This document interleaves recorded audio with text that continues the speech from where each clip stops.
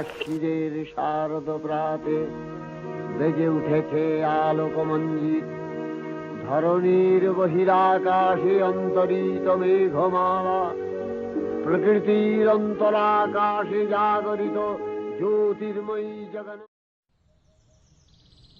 ভোরের এই নীরবতা যেন অন্যরকম। বাতাসে ধূপের গন্ধ, দূর থেকে ভেসে আসে ঢাকের মৃদু সুর।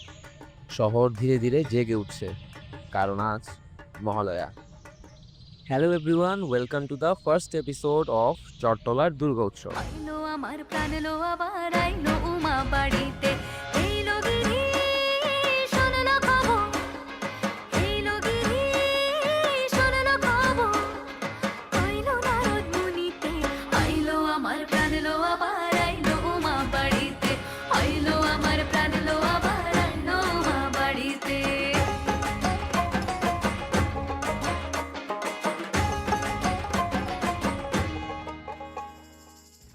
মহালয়া, আশ্বিনের অমাবস্যা।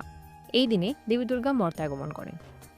পুরাণে বলা আছে, মহিষাসুরের অত্যাচারে দেবতারা যখন অতিষ্ঠ হয়ে যান, তখন তারা দেবী দুর্গার আরাধনা করেন।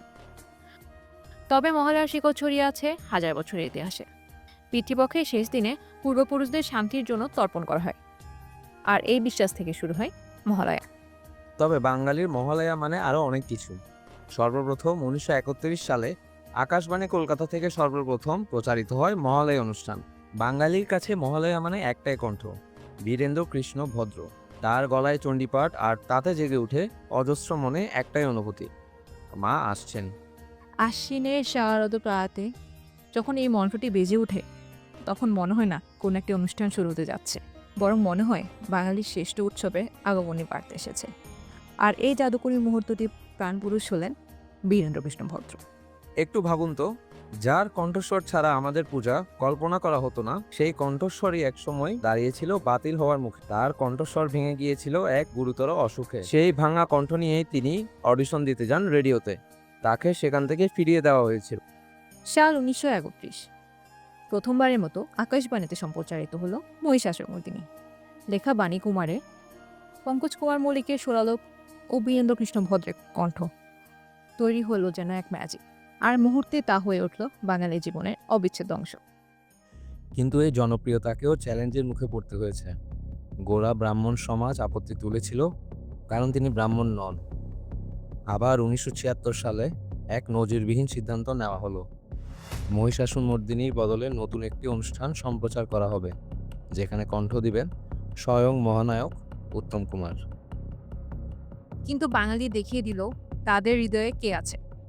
উত্তম কুমারের কণ্ঠের সেই অনুষ্ঠান চরম ব্যর্থ হলো। রেডিও অফিসের সামনে বিক্ষোভ শুরু হলো, ক্ষোভে ফেটে পড়ল জনতা। শেষ পর্যন্ত মানুষের ভালোবাসার কাছে হার মানতে হলো। ফিরে এলো মহালয়ার ভোরে বীরেন্দ্র কৃষ্ণ ভদ্রের সেই চিরন্তন চণ্ডীপাঠ।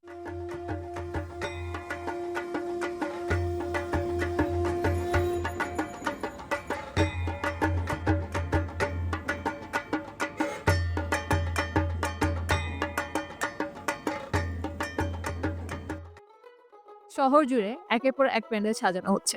কোথাও বাঁশ কাপড়ে গড়ে হচ্ছে ছোট এক শিল্পকর্ম, কোথাও আবার হাজার মানুষের ভিড় টানবে এমন বিশাল মহল। গলির ভেতর, রাস্তার ধারে, মোড়ে মোড়ে, সুদূর লেন থেকে শুরু করে ব্যস্ততম রাস্তায়, প্রতিটা প্যান্ডেল যেন হয়ে উঠছে এক একটি রঙিন স্বপ্ন। আলোর ঝলকানি, রঙের খেলা, আর মানুষের আবেগে ভরে উঠছে চট্টলার প্রতিটি কোণা।